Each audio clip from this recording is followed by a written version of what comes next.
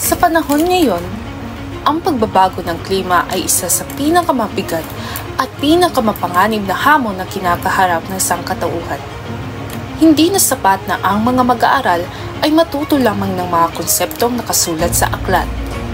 Kailangan nating palawakin ang kanilang kaalaman sa paraang mas makabuluhan, makabago, at nakaugat sa tunay na kalagayan ng mundo. Dito pumapasok ang konsepto ng bagong uri ng pagka-literate o new literacies.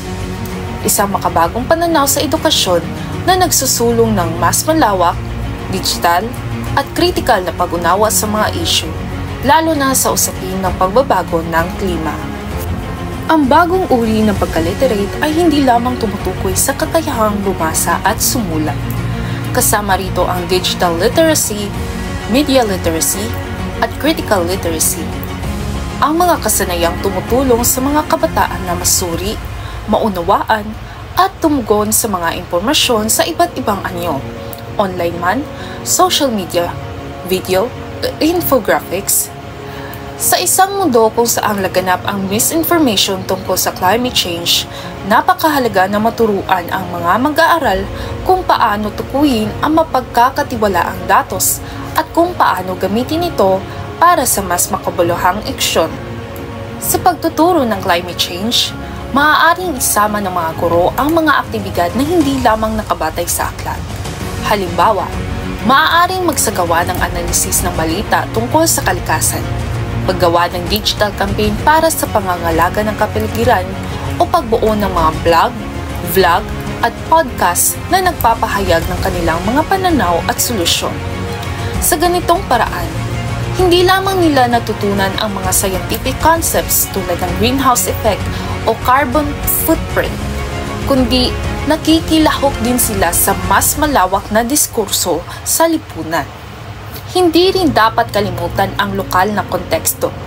Ang pagtuturo ng pagbabago ng klima ay mas magiging makabuluhan kung ito ay nakaangkla sa karanasan ng mga mag-aaral, mga pagbaha sa kanilang komunidad, tagtuyot sa mga bukirin, o pag-init ng panahon sa kanilang paligid.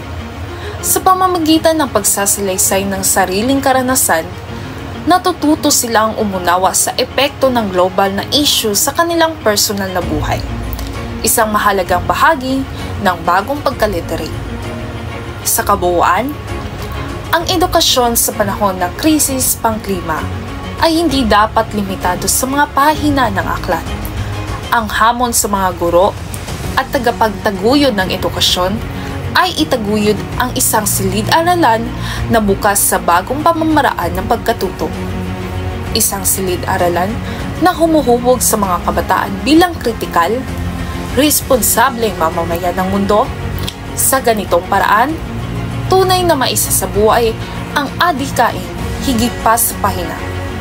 Isang edukasyon na tumutugon sa tawag ng panahon.